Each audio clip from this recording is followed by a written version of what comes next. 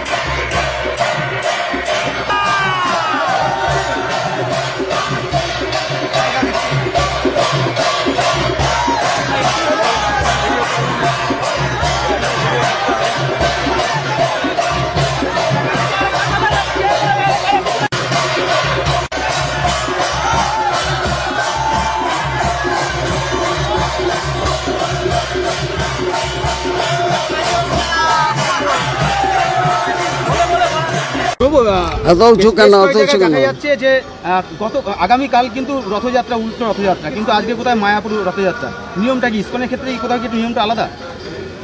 ISKCON headquarter Sridham মায়াপুরের রথযাত্রা 7ই জুলাই শুরু হয়েছিল।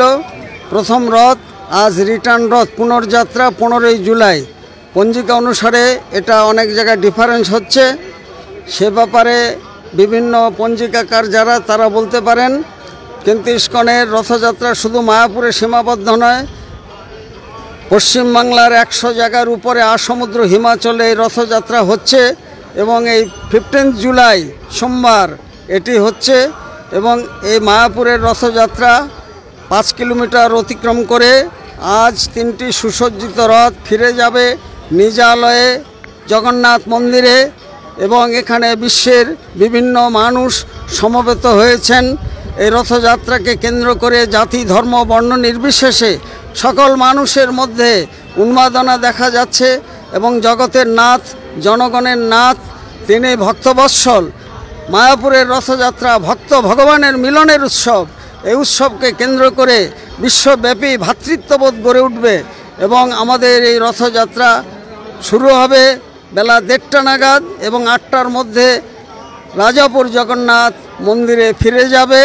এখানে বিভিন্ন জায়গায় রথ থামবে এবং সেখানে তাদের জলের ব্যবস্থা, প্রসাদের ব্যবস্থা, ভোগ নিবেদনের ব্যবস্থা থাকবে।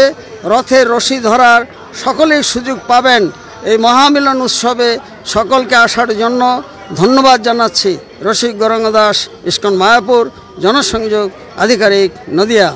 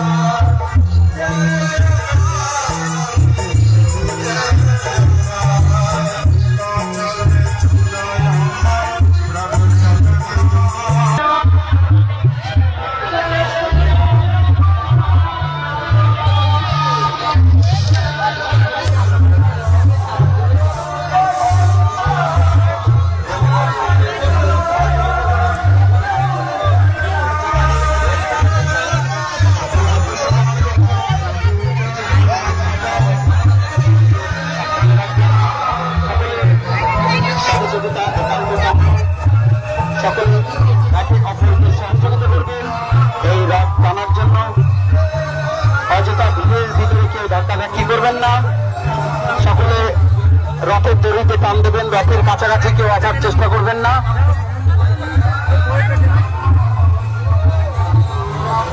বলে জগন্নাথ বলদেব সোজা মহারানী কে, জগন্নাথ বলদেব সোজা মহারানী কে, জগন্নাথ রানী কে।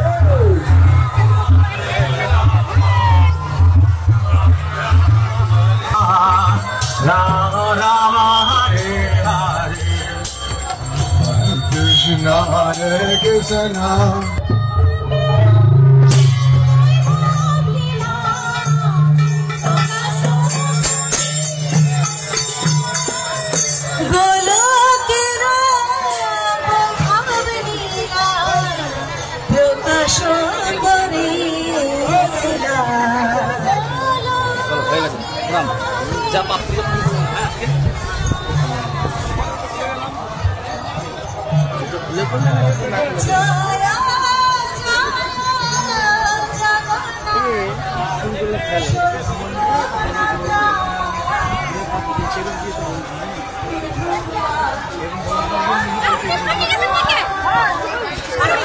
হরে কৃষ্ণ। এই ভগবানের দিকে কেউ পয়সা ছুড়বেন না। এখানে লাল ব্যাগ আছে, এই হুন্ডি বাক্সে দিয়ে দিন। কেউ যদি কিছু দান করতে চান, রাম রাম হরে হরে, হরে কৃষ্ণ কৃষ্ণ কৃষ্ণ হরে হরে, হরে হরে রাম রাম হরে হরে, হরে কৃষ্ণ কৃষ্ণ কৃষ্ণ হরে হরে, হরে রাম হরে রাম,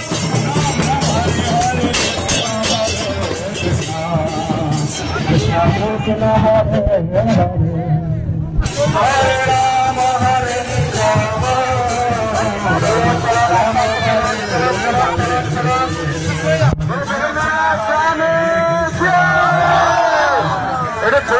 জগন্নাথ স্বামী কে, আরেক সেখানে হবে জগন্নাথ স্বামী কে।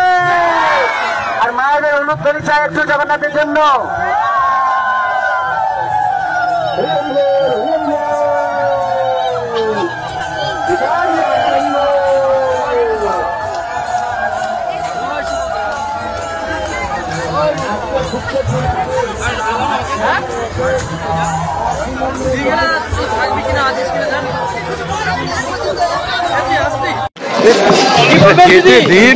জগন্নাথের বাড়িতে ফিরতে জগন্নাথ কি বলবেন?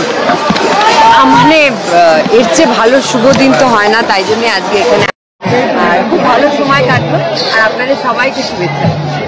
সবার আগে সবাইকে আজকের দিনের অনেক শুভেচ্ছা, অভিনন্দন। ভালো থাকাটা খুবই দরকার, আর প্রভুর আশীর্বাদ ছাড়া তো ভালো থাকা যায় না।